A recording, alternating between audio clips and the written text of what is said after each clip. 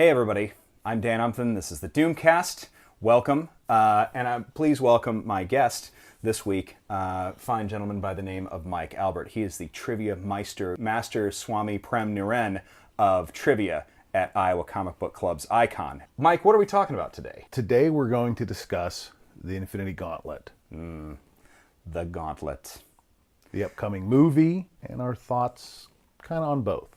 What was the Infinity Gauntlet storyline? How did it affect the movie? And what's going to end up happening in it? And is the movie going to suck? I don't think it's going to suck. It's a big storyline with lots of pitfalls. I kind of think we should start at the beginning with the comics. The fact that Thanos tried to get all the gems. And this, right. and in the comics they're called gems, and in the movies they're called stones. I don't really care about the difference. Because I feel like gems just sounds fancier.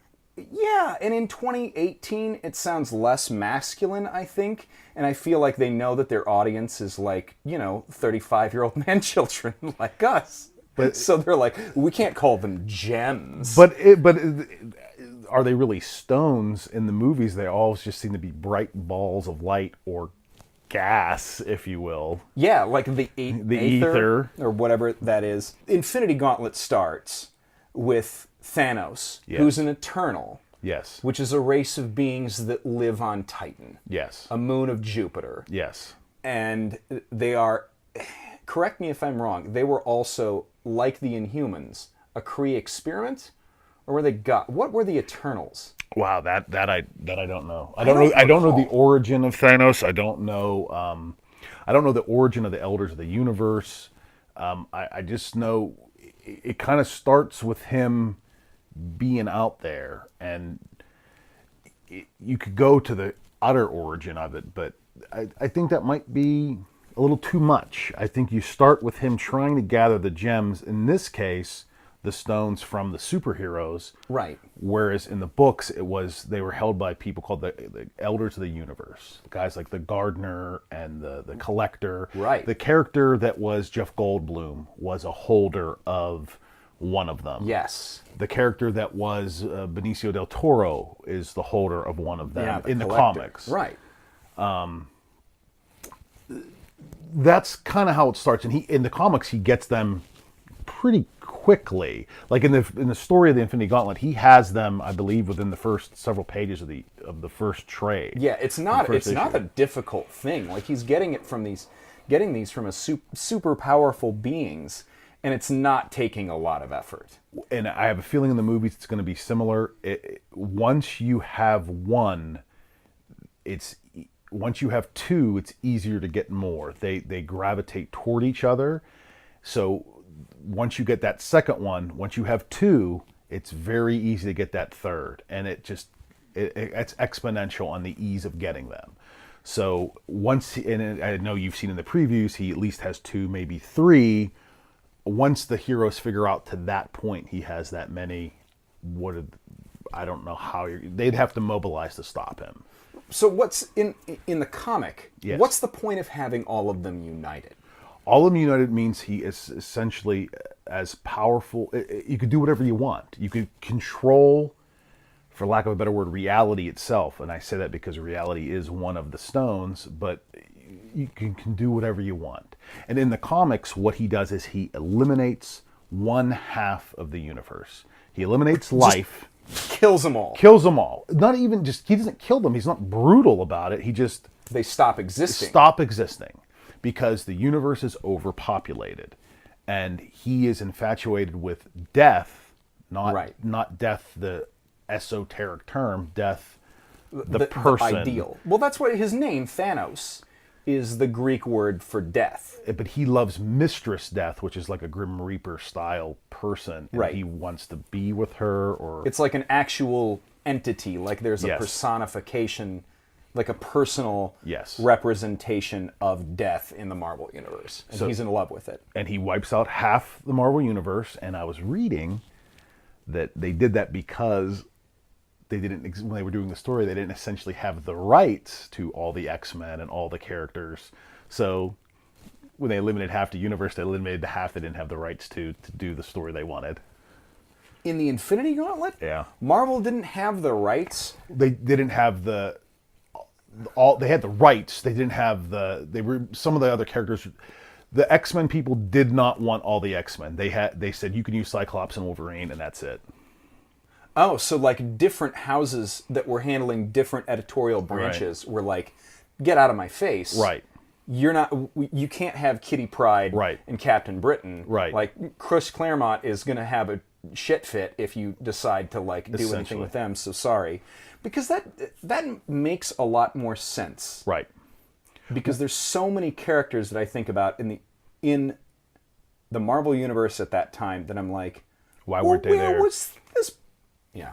And it brings you to the movies too in a similar vein, real life. Yeah. That studios held the Fantastic Four and other characters that were essential in the storyline in the comics that may not be in the movie because the studios don't have the rights for the Fantastic Four, or more importantly, the Silver Surfer, a clutch character in the comic that we don't know if we're going to see in the movie. Like, it starts out with Silver Surfer, the whole book starts out with Silver Surfer basically crashing into Doctor Strange's sanctum. Am I right? I think you're right, yes. And then Doctor Strange basically reaches out, and Adam Warlock answers the call, more or less, if I remember correctly. Who we do think we'll see in this movie. Yeah, I think that if they are going to do...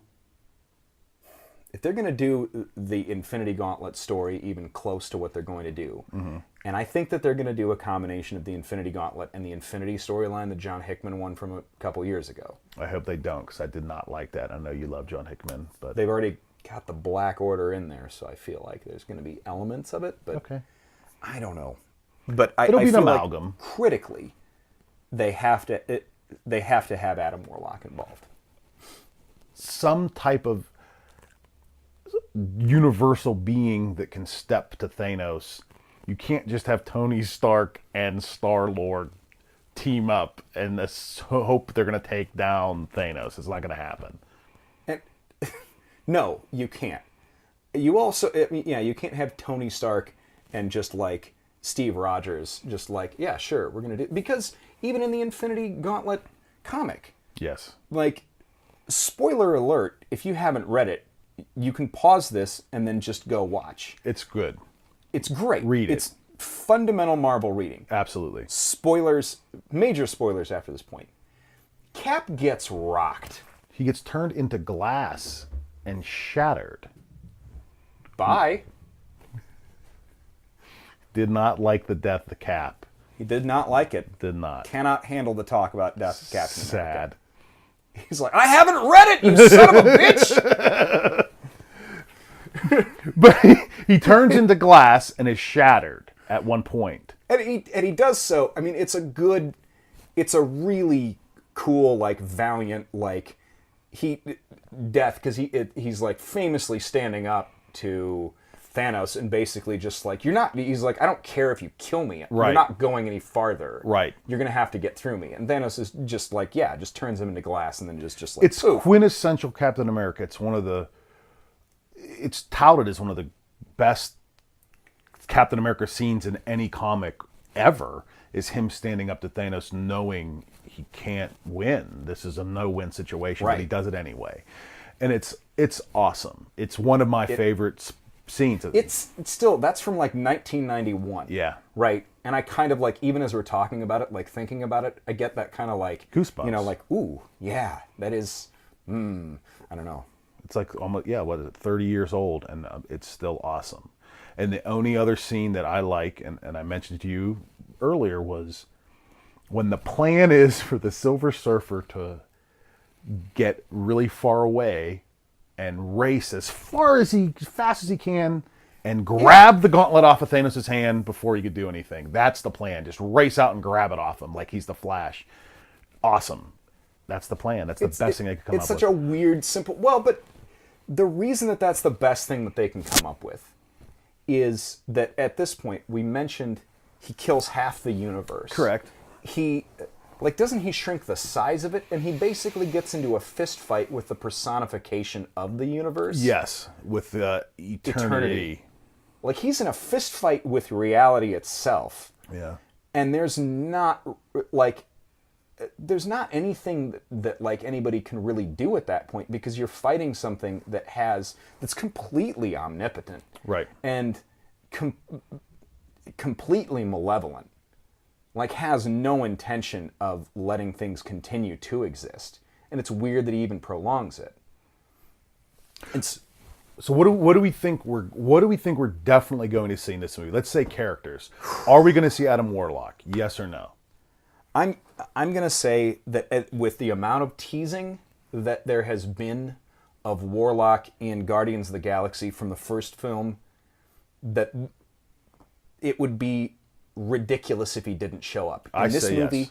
Or in the... At least at the end of this movie, it's like, I'm here to help.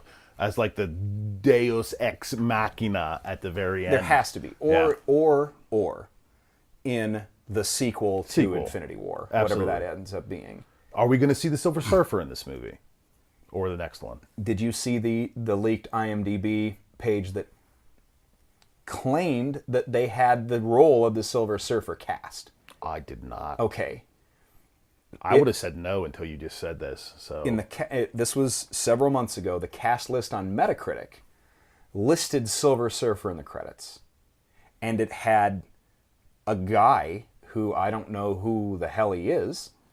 I don't know the actor, but he's listed as being cast as Norrin Rad. I'm excited. Well, then Right? Then of course. But here's the thing, for me, if you're casting somebody in your movie as Norrin Rad, and you start off with Norrin Rad, right?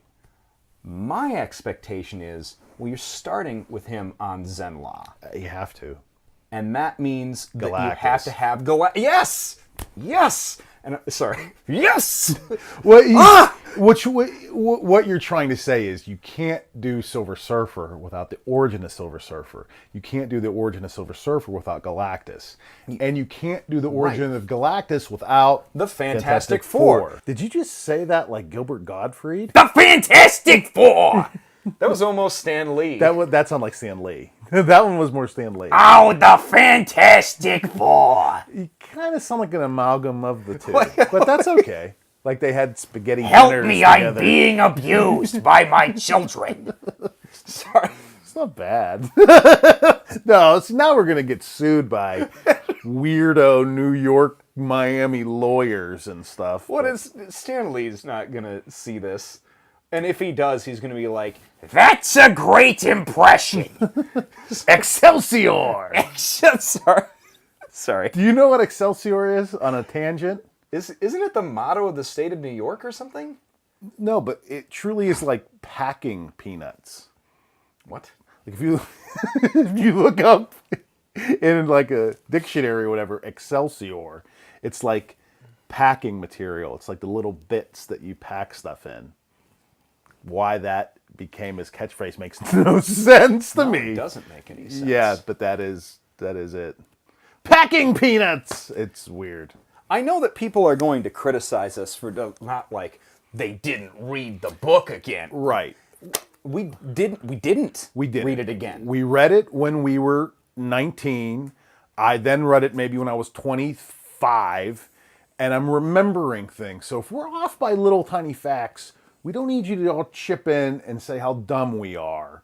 Oh yeah, I forgot about this. Like he just takes out Quasar like it's nothing.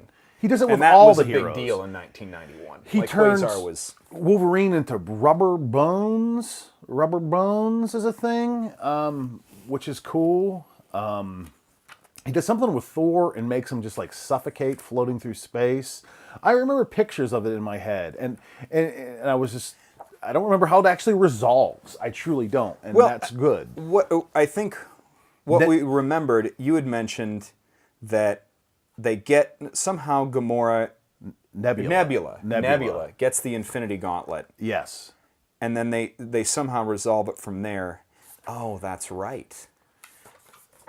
Because Adam Warlock ends up getting trapped back in the Soul Gem along with Adam Warlock lived in the Soul Gem. Yeah. And did he live in the Soul Gem before this story, or he lived in the story before this story? He did. Yeah. He like lived in there, like chilling in the Soul world. I think that's where he went after like his introduction into the Marvel universe. I believe like you're right. Somehow got stuffed in the Soul Gem. In there.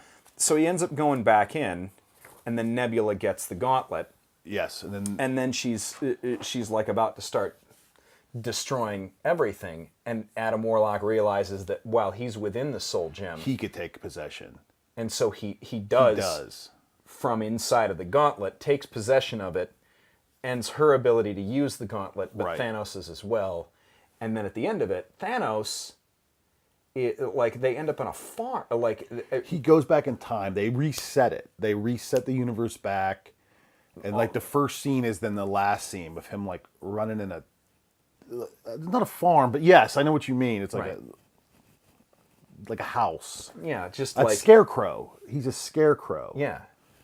Like his armor is on a scarecrow. Yes. And they walk up and they start talking to the Thanos that exists now in that new reality. And he's like, I don't want to do this anymore, or something like that. Or he's somehow become humbled. like an ascetic, almost like a monk. Like he's like meditating on what he's learned. And then that's it. Like there's nothing to worry about any longer because Thanos is now presumably a really chill guy. What he wanted to do, really, he did. It didn't have the results he wanted to anyway. He didn't impress Death. Death didn't give a shit. Death didn't care that he eliminated half the universe. It didn't have the results he wanted. They set everything back, so he's like, why would I want to do this again? Right. So... and then what happened is Adam Warlock then split the stones up among the Infinity Watch. Some are characters we know: Adam Warlock, Drax, Gamera. Those are the three we know. In the comics, Pip the Troll. Yeah, which is okay. Dragon, Moon Dragon. Moon Dragon. Moon Dragon, and who else? It wasn't even somebody from Earth. I don't remember. So, but half of these characters don't exist, nor do I think Drax is going to be a holder of a gem after this is all over. I mean... Batista, I don't see having one. So... Maybe. I see them doing an Illuminati-type storyline where Stark has one, maybe Captain America, maybe Star-Lord, maybe... It's also weird, even with the Bendis Illuminati storyline. Why keep all of them on Earth? Well, they didn't. Anyway. They didn't. Black Bolt had one, and he kept it on the moon. Yeah. And then didn't Doctor Strange have his like locked in a separate dimension? Mr. Fantastic had his in the negative dimension, in the negative zone. Negative zone. I don't know where the other ones were. I don't remember, but they weren't all just like here. Stark had something. Stark was in like a safe of some case. And then Cap didn't have one, and Cap didn't know that they were doing this. They didn't know they were doing it. And when he found out, he just went completely apeshit on all of them. Right. I think Professor X had one somehow, but he died. Yeah. I don't know where his had been hidden. Parker Robbins ended up accumulating them. And that was a great story because he was the first human to actually hold multiple stones. And he was just a thug. Just a thug. He was a thug with 2 pistols, boots that could let him walk on air, and a cape that if he held his breath, he would be invisible. But that's pretty cool. I like that they gave a human, not a god. Because they made a big deal in the movie about Star-Lord being able to hold the stone and not die instantly because he wasn't a human. Just one of them.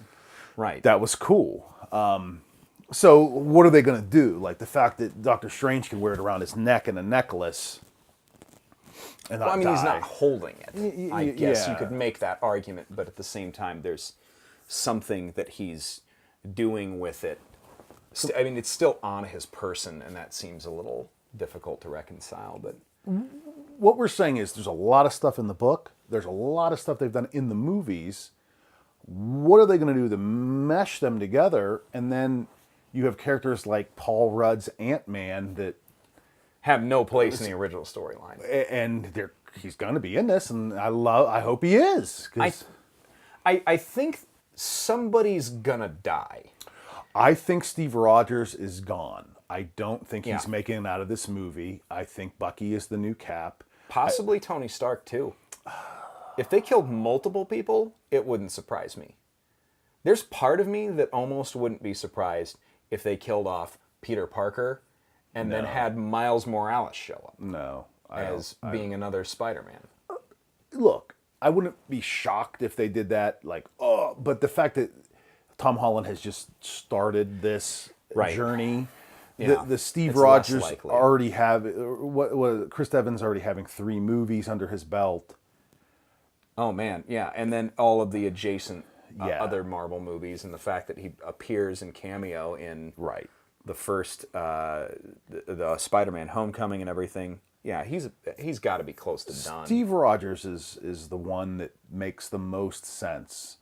Iron Man makes sense too. However, you did they kill James Rhodes in the last Yeah. Did he die? He didn't die. I don't think he died in Civil War. And I love Don Cheadle, but I don't know if he could take over for Robert Downey Jr. And I don't know if you can do this without Robert Downey Jr. Yeah. I don't know if you can. I hope they don't take out Robert Downey Jr. I think he's the linchpin of the whole thing. I wouldn't be shocked, and I'm not saying they couldn't ever bring him back. It is comics, but if it were me, it would be a dark horse. Maybe they also take out Thor and bring in some fan favorites, a Beta Ray Bill, or another owner of the Hammer. A Jane Foster Thor would be insane. Something like that. I think that the thing that they are going to do is fundamentally reboot their movie universe, or they are going to drastically move away from just the Avengers as being the center of that movie universe. But what's the next thing? That's why I'm wondering, like we were talking about, with if they're going to introduce the Silver Surfer, that's the door into the Fantastic Four. And the Fantastic Four is the door into a lot of other tangential stuff. What else though? I mean, I'm not trying to be. That's a good point. Where else do you go? I mean, you already have Doctor Strange. I mean, what are the movies that are coming out after this? You have Ant-Man and Wasp, so that's fine. Then you have a origin story or a prequel with Miss Marvel coming out. Yeah. That takes place in the 90s, which is kind of cool, but I don't know. Prequels are always handcuffs to me. They have to be done really well for them to make sense. Do you do Secret Invasion? Do you do another storyline that involves a bunch of stuff in the do you do Secret War? I don't know. Not Secret Wars, but the Secret War against Doom. Like, do you introduce Doom as a major? I think a major villain. So who are the major villains in the Marvel Universe? Magneto, Doom. Magneto or Doom? I mean, you have to have one of the two. Thanos is harder, I think, he's a good cosmic threat. Right. But you can't... Once you go cosmic, can you go back to Earth? Yeah. I feel like that makes a more believable movie if you have somebody who's terrestrial that's just like... Because if you think about it, Doctor Doom is just a European Tony Stark. Absolutely. Who is not, like Tony Stark, not a bad guy necessarily. Like Stan Lee's so happy to constantly say, he's not he's a supervillain, but he's not a criminal. He just wants to take over the world. He's willing to do morally compromising things to get there too. The best villains are your Doctor Doom, your Magneto, who is They believe they are the hero of the story. They are not the villain. They're not trying to just murder everybody. Baron Zemo. Right. A real Baron Zemo. Arnim Zola would be great, but a lot of them, I mean, they're building to something so big. How do you gauge get it back from it? How do you gauge it back? I mean, they did Ant-Man after the Avengers, and that was great. So, and then you do Black Panther with no tie-ins to any other thing, and it's the greatest selling movie of all time. Yeah, so it's really it works. So it works. So they can do it. So I'm extremely excited. I love the Infinity Gauntlet. It's my favorite crossover. It's my favorite crossover, especially if you consider if we're only talking Marvel. It is, you know. It's really hard to compare it to anything else in film. Film-wise, no one's been able to do this over whatever. What do they have? 19 movies? What is it? Yeah, no, there's nothing else That's like it. and to have them all be hits like this, Yeah. There's no way somebody could have told me 10 years ago or 15, oh, we're going to make them and they're all going to tie together. No, I feel like if somebody had told you in 2008 that they were going to start with an Iron Man movie, A C-list, B+ at best character. at the time, absolutely. At the best. And then from there somehow build everything into Right. a film franchise that was going to be functionally almost the only thing that people talked about in terms of a blockbuster, Right. other than revised Star Wars movies. Which everyone is furious at more often than not. This is, it's everyone's amazing. excited about these. It's amazing. And, It really is. That's why I don't think Iron Man is... You don't think they're going to kill him for that reason? I don't. He was their cash cow. As long as he wants to do it, They're going to let him do it. And they will pay him whatever he wants to be paid. And I don't think he's that much of a jerko that he's going to outprice himself. I could be wrong. I don't know that. And It's, I mean, isn't he priced better than everybody else on the... but I think it's warranted. Yeah, that's true. I mean, he's the one with the precedented star power, but at the same time, I mean, is he adding as much now? Like the second and third Iron Man movies weren't that great. No.